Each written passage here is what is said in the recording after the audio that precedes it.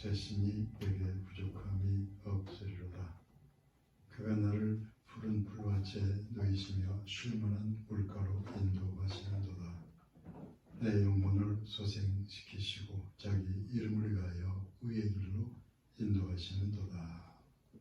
성부, 성자, 성령, 삼위일체 하나님께 신령과 진정으로 예배드립니다. 해마다 10월의 마지막 주일을 종교개혁 기념주일로 하나님께 예배드립니다. 온 땅에 큰 어려움이 지속되는 가운데 오늘 우리가 종교개혁의 말씀을 사모하며 하나님의 능력을 기대하며 예배를 드립니다. 예배 처소들마다 성령으로 충만케 임하셔서 예수 그리스도를 통한 죄사함의 은총을 새롭게 하시오며 마땅히 우리가 어떤 변화와 개혁을 추구할지 믿음과 또 능력을 더하여 주시옵소서. 성령으로 충만한 주일이 되게 인도하시옵소서. 예수님의 이름으로 기원하옵나이다. 아멘. 123장 찬양하겠습니다.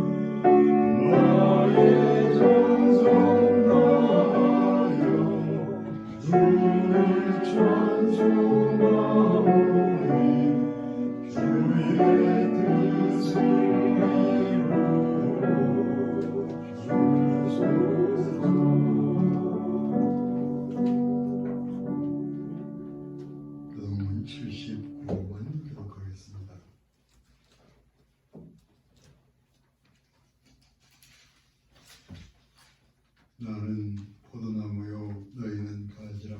그가 내 안에 내가 그 안에 거하면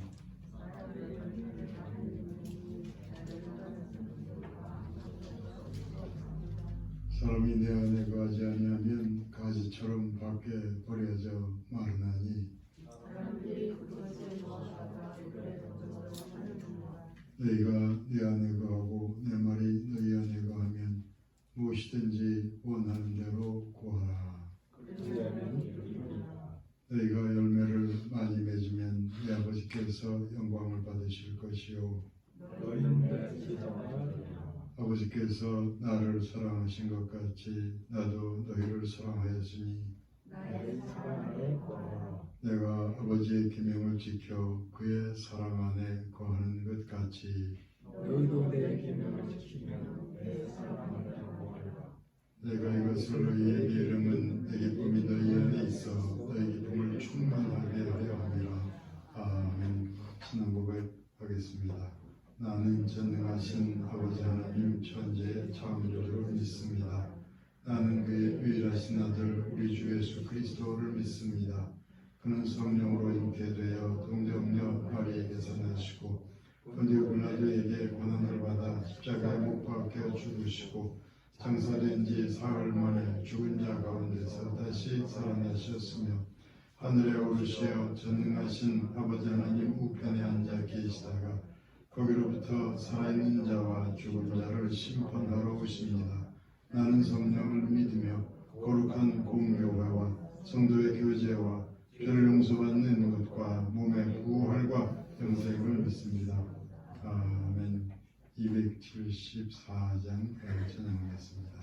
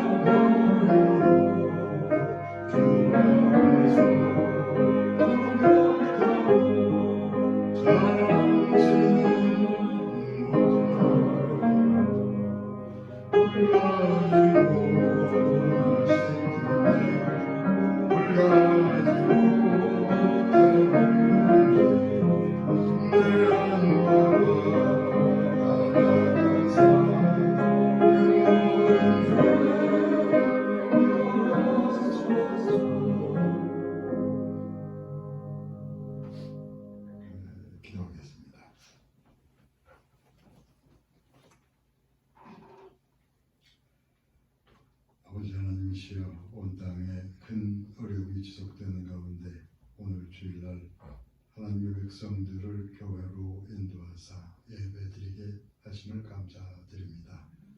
하나님이시여, 오늘은 종교개혁 기념주일입니다. 하나님께서는 은혜로 그 복음을 전파하게 하셔서 이 땅에 교회를 세우시고 많은 영혼을 구원하게 하시나, 하나님께서 허락하신 교회와 제도와 또한 성직의 어두운 타락으로 인하여서 그 복음의 통로가 막혀가니 하나님께서 때가 참에 그 개혁의 일들을 허락하신 줄 믿습니다. 아버지 하나님이시여, 이때에도 우리에게 바른 길로 변화와 개혁을 허락하셔서 우리가 마땅히 복음의 바른 길을 걷게 하시고 하나님의 그 말씀의 생명력이 다시금 흘러넘치는 그 개혁의 통로를 허락하시옵기를 간절히 기도합니다.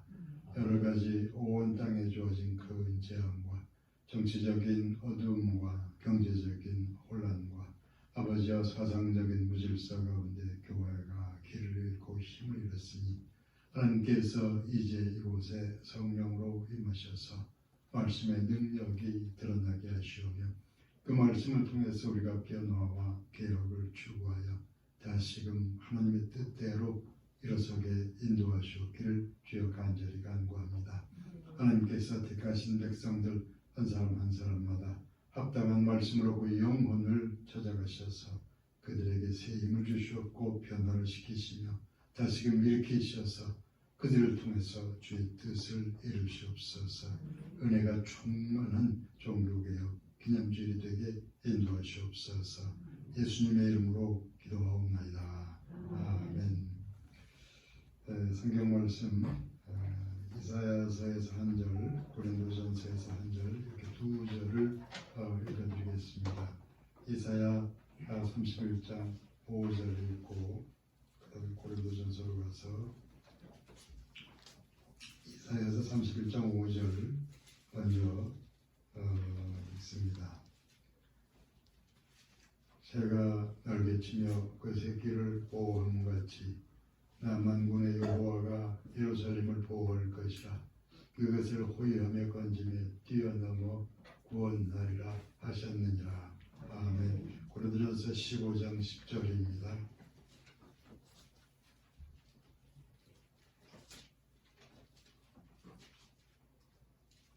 고린도전서 15장 10절. 그러나 내가 나 된 것은 하나님의 은혜로 된 것이니 내게 주신 그의 은혜가 헛되지 아니하여 내가 모든 사도보다 더 많이 수고했으나 내가 한 것이 아니요 오직 나와 함께 하신 하나님의 은혜로라. 아멘. 네, 이 시간에 특별 찬양 순서를 가지겠습니다.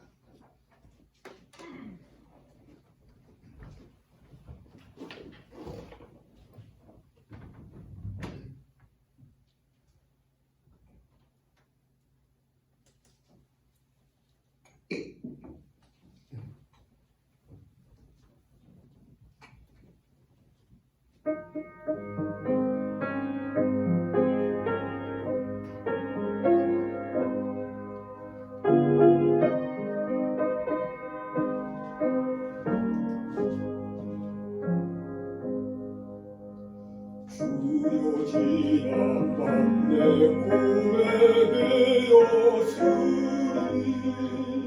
꿈이 이루어주옵소서.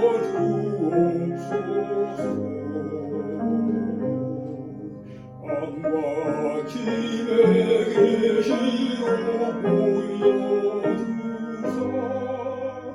한참 은혜를 주옵소서.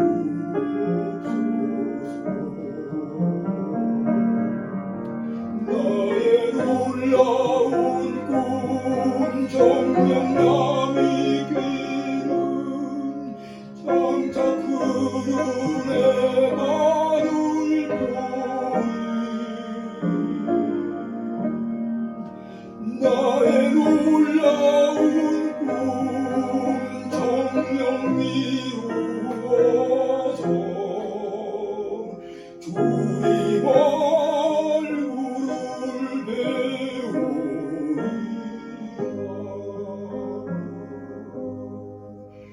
난 괴롭고 모아마서 힘낼 때 내게 소망을 주셨으며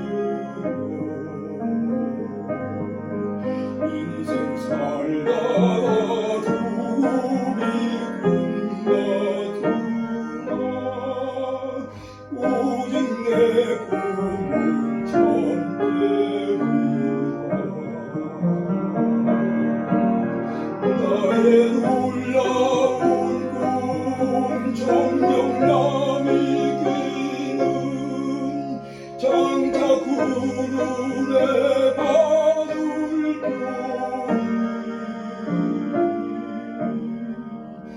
나의 놀라운 꿈 정령이 이루어져 주님 얼굴을 배우리라.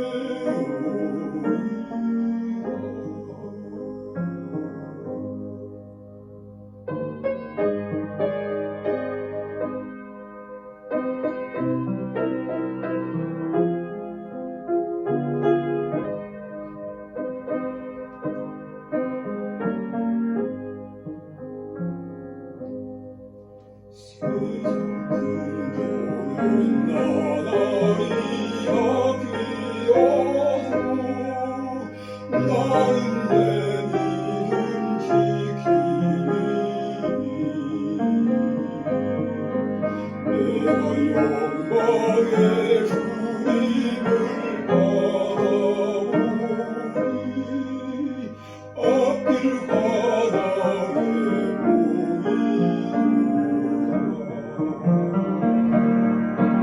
나의 놀라운 꿈 정령남이 끼는 장차 내 꿈의 아들 뿐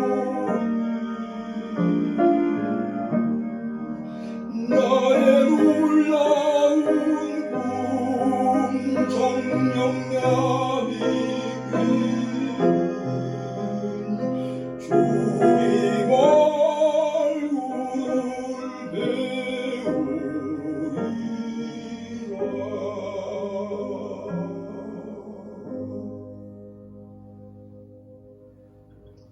아멘.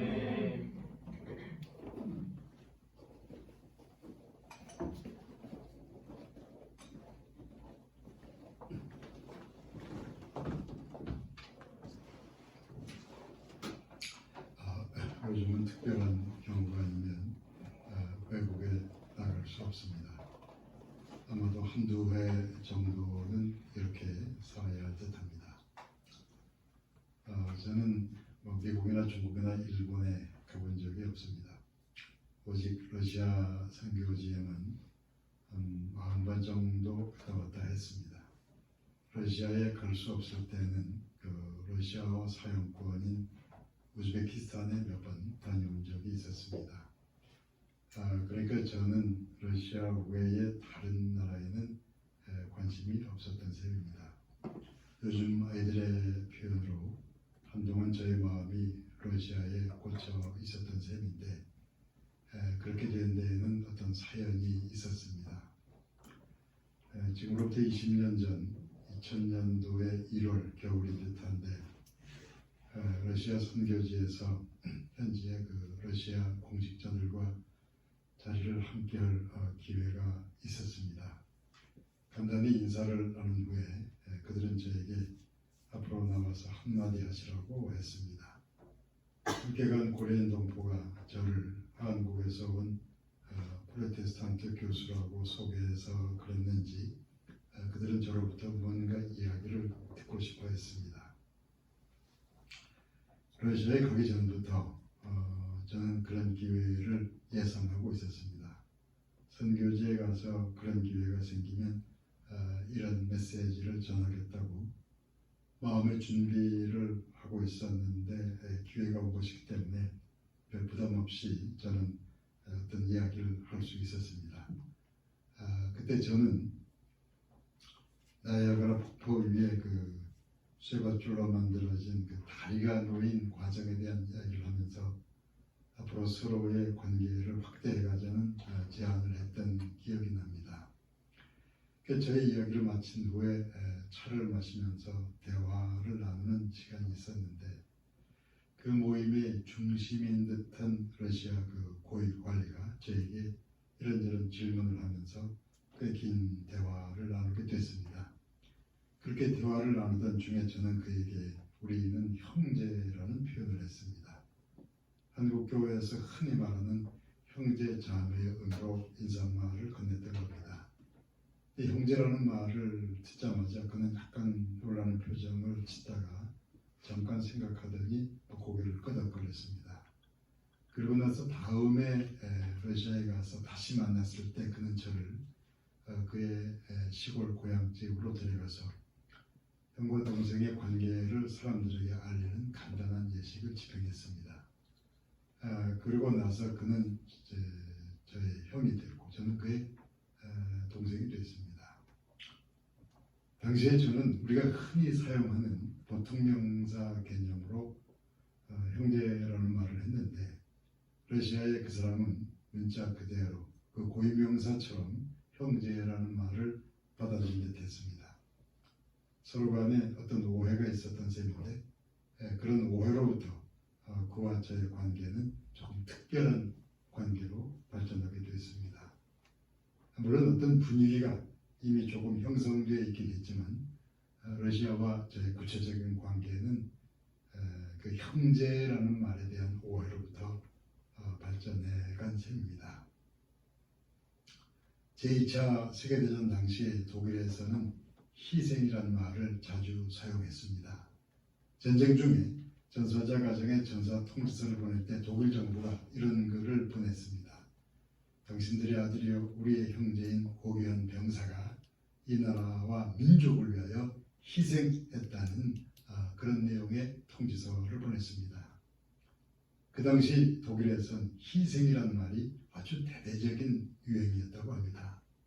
그러다 독일이 완전히 패전하고 패망하면서 이제는 그 희생이라는 말을 더 이상 사용하기가 어렵게 되었다는 겁니다.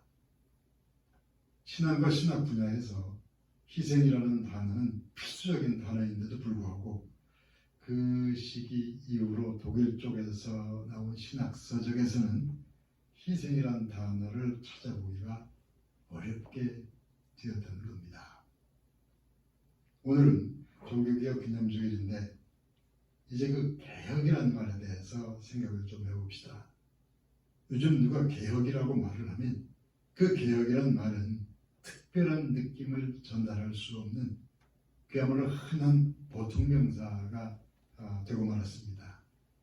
개혁이란 말이 습관적이요 상투적인 말 이상으로 들리기는 어렵게 된 겁니다.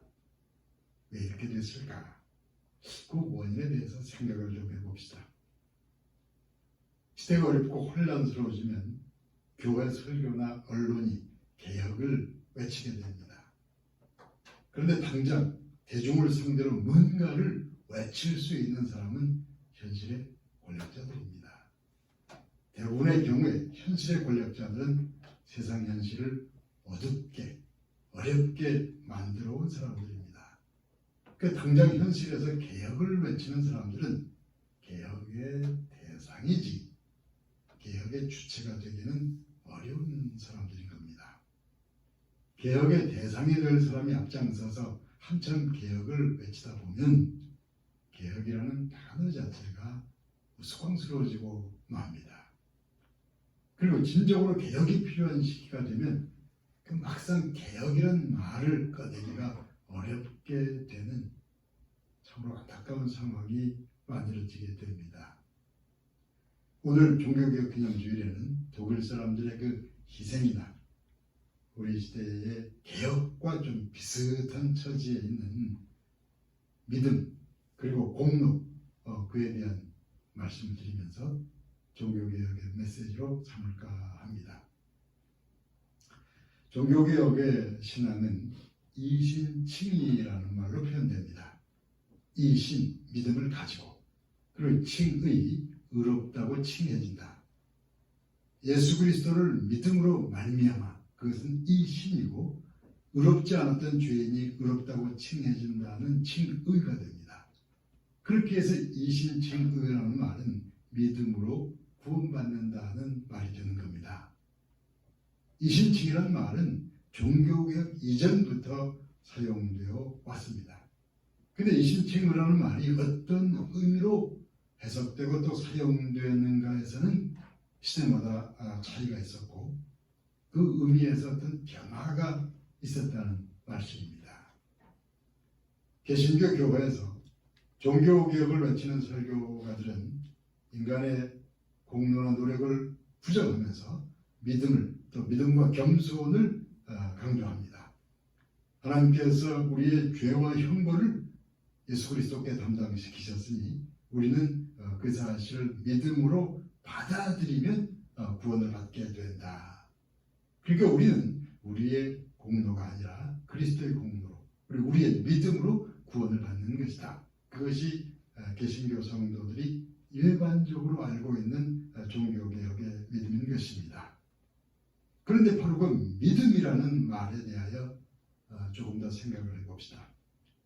하나님께서 우리가 알기도 전에 예수 그리스도를 보내사 우리 죄를 대속하시고 구원의 길을 여셨다. 하나님께서 이미 그렇게 하셨다.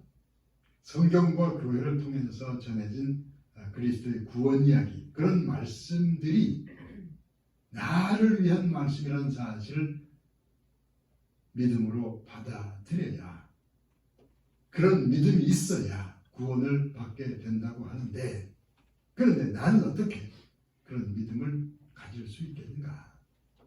나에게 믿음이 있어야 할 텐데 어떻게 나는 그런 믿음을 가질 수 있는가?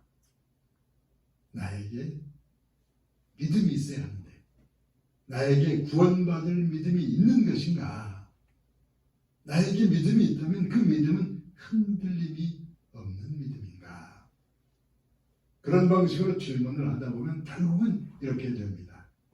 나에게 믿음이 있어야 한다는 그 자체가 나에게 무언가가 있어야만 한다.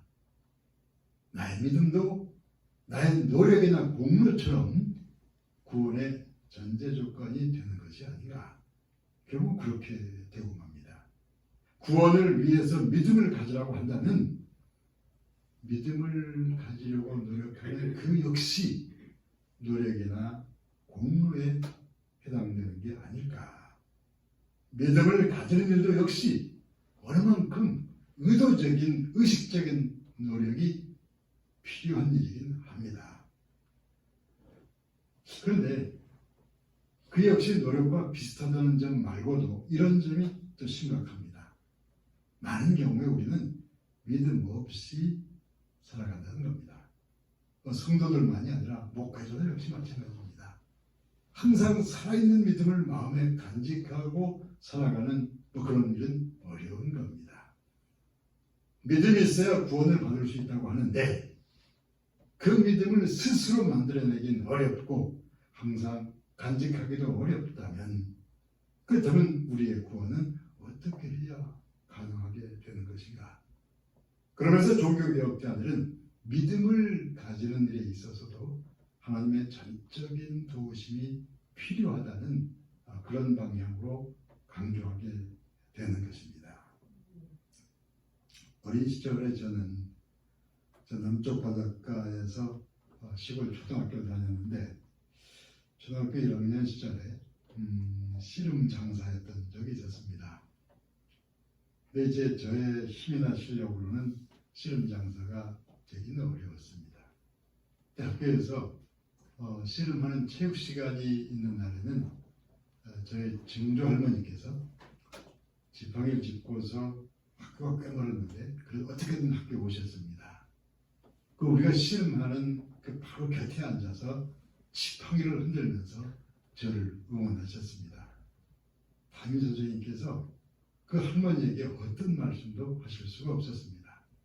또 저와 맞붙는 나이는 그 할머니의 눈치를 살피느라고 저를 이길 수가 없었습니다. 그런 방식으로 저는 한동안 씨름왕이 될 수 있었습니다. 실제로 씨름을 했고 이겼고 씨름왕이 된 것은 분명히 나였는데 제 실력으로 씨름왕이 된 건 아니었습니다. 제 능력을 생각하면 저는 결코 실험왕이 아니었습니다. 그런데 할머니 때문에 실험왕이 되긴 했지만 할머니는 분명 저의 할머니였습니다. 어려운 시대에 믿음이 흔들리던 유대 백성을 향해서 하나님께서 이사야서 31장 5절을 통해서 이렇게 말씀하십니다.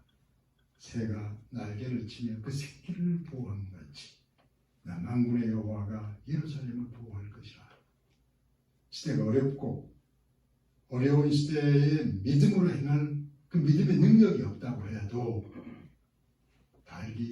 날개를 치며 병아리를 보호하는 것처럼 하나님께서 말씀과 성령의 날개짓으로 너희를 보호하시리니 너희는 하나님의 날개 그늘로 와서 하나님 의지하라. 너의 능력이나 공로 때문이 아니라 하나님의 날개의 짓으로 인하여 너희가 승리하리니 너희는 하나님께로 피하라. 하나님의 날개 밑으로 피하여 구원받은 사람이 자신의 공로를 말하기는 어려울 겁니다. 자신의 믿음 때문이라고 말하기도 어려울 듯합니다. 어린 시절에 제가 씨름왕이 되었던 그 주된 공로는 그 중조 할머니와 그 지팡이의 위세에 돌릴 수밖에 없는 것입니다. 그러니까 우리에게 필요한 공로가 있다면 나에겐 어떤 공로도 없다고 주장하는 그런 공로라고 생각됩니다. 우리가 믿음으로 구원받는 그 믿음까지도 하나님께서 거저주신 선물이라고 믿어야 한다는 말씀입니다. 그 믿음은 우리가 만들어내는 게 아니고 성령을 통하여 다가오신 하나님께서 우리 안에서 만드시는 그 어떤 것이라는 말씀입니다. 사도 바울은 사도가 되기 전에는 사도와 정반대의 인물이었습니다. 유대 율법주의 열심 당원으로서 기독교인을 열심히 핍박하고 있었습니다. 이웃나라 다메섹까지 찾아가서 예수 믿는 사람을 체포하려고 달려가던 길에서 그는 눈이 멀어 쓰러지면서 극적인 회심을 체험하게 됩니다. 회심해서 기독교인이 되는 과정에서 그가 그리스도를 위해서 세운 공로는 하나도 없었습니다. 공로를 세운 게 아니고 그 정반대입니다. 그래서 사도 바울은 고린도전서 15장 10절을 통해서 이렇게 외칩니다.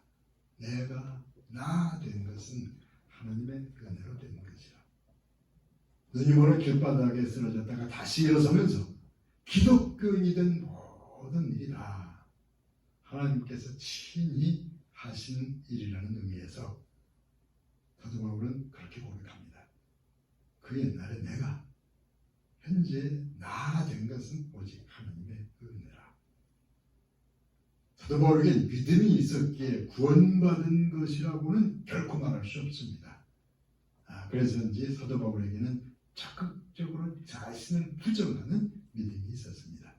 내가 뭘 해도 그것은 나의 공로가 아니라는 것입니다.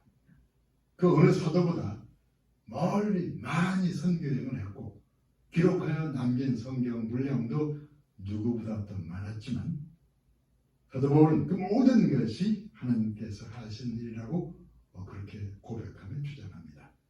고린도전서 15장 10절은 이렇게 전하고 있습니다. 내가 모든 사도보다 더 많이 수고했으나 내가 한 것이 아니요 오직 나와 함께 하신 하나님의 은혜로라. 가면 갈수록 자신을 부인하는 그 믿음이 깊어져 간 것입니다. 가장 많은 일을 했고 가장 많은 공로를 남겼음에도 불구하고 그것은 자신의 공로가 아니라고 주장합니다. 자신을 부인하는 겸손한 믿음을 가진 사도 바울이 누구보다 더 많이, 더 오래, 더 멀리 쓰임을 받게 됩니다. 그러니까 자신의 공로나 자신의 가능성을 부정하면서 하나님의 그 보호하시는 날개 밑으로 들어가려는 믿음이 필요하다는 말씀입니다. 성경에 나온 많은 이야기들은 아주 오래된 옛날 과거의 이야기들입니다. 근데 그 옛날 과거의 그 이야기들을 전하고 또 들을 때 우리는 하나님과 미래를 바라보게 됩니다. 성경의 이야기들은 진정한 미래와 새로움을 추구하는 데 있어서 근거요 토대가 되는 겁니다. 그 성경을 읽고 설교를 듣는 동안에 살아난 영혼은 그 영혼 안에서 어떤 희망이 솟아나는 체험을 하게 됩니다. 앞으로 나아갈 길이 전혀 안 보이는데도 내 마음은 하나님께서 가르치시는 미래와 희망으로 가득하게 되는 겁니다. 우리 현실에는 길이 안 보이는데 그런데 우리 마음에 어떤 소망이 살아 움직이기 시작했다면 그것은 하나님께서 허락하신 희망이라는 사실을 믿으시기 바랍니다. 아멘. 그런 희망, 그런 은혜는 우리의 노력이나 공로와는 상관없다는 믿음을 가지시길 바랍니다. 지금 이 나라와 교회들에게는 그런 희망, 그런 은혜가 필요합니다. 어떤 합당한 노력이 없고 합당한 준비가 없었을지라도 또 필요한 희생이 없었을지라도 하나님께서 이 나라와 교회의 미래를 밝은 길로 인도하시기를 믿고 기도하시기 바랍니다. 제4차 산업혁명이라는 긴박한 그 변화의 시대가 왔다는데 정작 현실은 코로나 사태를 느껴서 꼼짝을 못합니다. 정치나 경제는 어떻게 돌아가는지 판단하기조차 어렵습니다. 그러니까 그에 합당한 준비를 할 수 없습니다. 어려운 시대를 헤쳐나갈 어떤 희생적인 지도력은 찾아볼 수 없습니다. 경제는 저 멀리서 비추는 광고판처럼 힘없는 개인과는 거리가 있습니다. 충분한 준비가 없어도 그런데 우리는 다가오는 미래를 맞아들여야 합니다. 노력을 하려고 해도 무슨 노력을 어떻게 할지 알기가 어렵습니다. 우리가 할 수 있는 우리가 해야 할 일은 이런 게 아닐까 생각됩니다. 하나님과 교회를 향해서 마음을 열고 이렇게 부르짖는 겁니다. 하나님이시여, 우리에게는 다가오는 미래를 분별할 지혜가 없습니다. 하나님이시여, 우리에게는 이 시대의 어두운 정치를 올바르게 세워나갈 힘도 능력도 없습니다. 하나님이시여, 어려운 시대에 말씀의 빛을 비추어갈 믿음도 우리에게는 없습니다.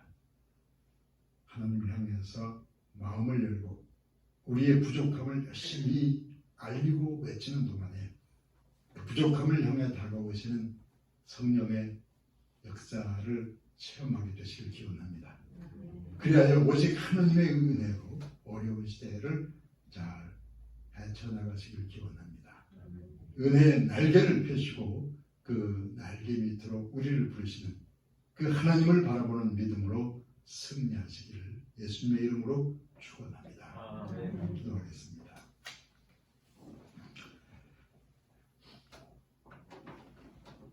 아버지 하나님, 많은 계절이 가고 종교개혁 개념주의를 맞이하고 이제 추수감사가 다가오는데도 우리는 열매를 내놓기 어려우며 앞으로 나아갈 분별과 능력도 찾기가 어렵습니다. 하나님께서 우리에게 믿음을 주시되 하나님의 그 보호하시는 날개끈을 안으로 우리가 나아갈 믿음을 주셔서 하나님께서는 저희를 받으시고 보호하시고 어려운 시대를 능히 이겨나가게 인도하시옵소서. 예수님의 이름으로 기도하옵나이다. 아멘. 300장 진행하겠습니다.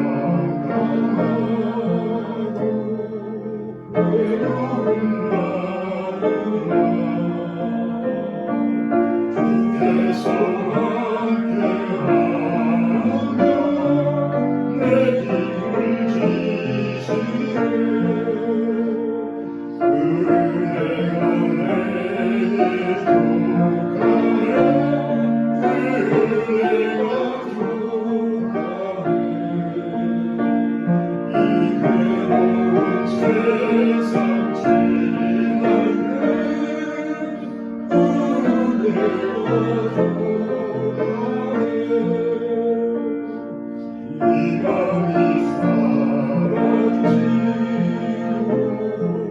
친구를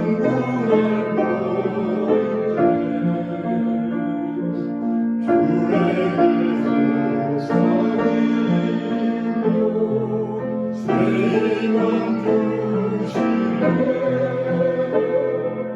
사랑이 맹렬하여 두려워할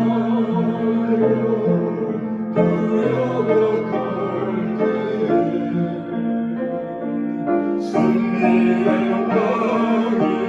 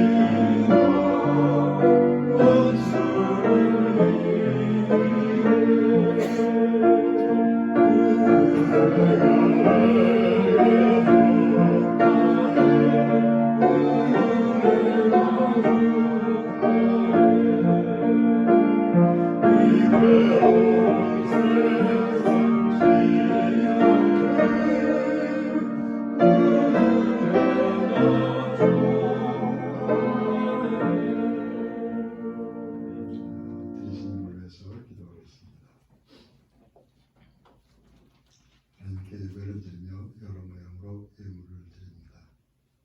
하나님께서 택하여 부르신 백성들에게 어려운 시대에도 보호하시는 손길로 함께 하셔서 하나님께 나올 때는 감사하는 자원한 마음으로 드리게 하시옵소서.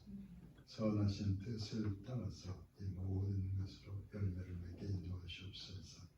항상 성도의 삶을 보살피사 강건케 하셔서 주변과 이웃을 살펴서 믿음의 선행을 잘 감당케 인도하시옵소서.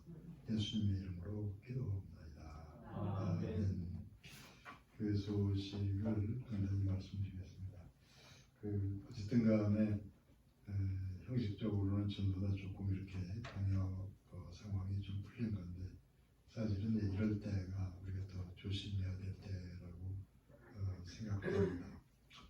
이렇게 겉으로 말 안 해서 그렇지 여러분들 주변에 이 부분에도 이런저런 업소에서 이렇게 전체 방역하는 데들은 어떤 확진자들 경험이 있는 데죠. 교회도 그런 데가 꽤 있었습니다. 이 부분에 그래서 우리가 그런 점에 서로 주의해서 우리끼리 주의를 해서 이렇게 예배를 드리시기 바랍니다. 그리고 오늘부터 성경 보고 교재를 뒤에서 한 장씩 나눠드리겠습니다. 오늘은 그 세례에 관한 자료인데 그래서 수요일날 몇 분 공부하고 또 자료를 정리해서 주일마다 한 장씩 드릴 테니까 여러분들 이런 시기에 말씀에 조금 더 집중력을 가지고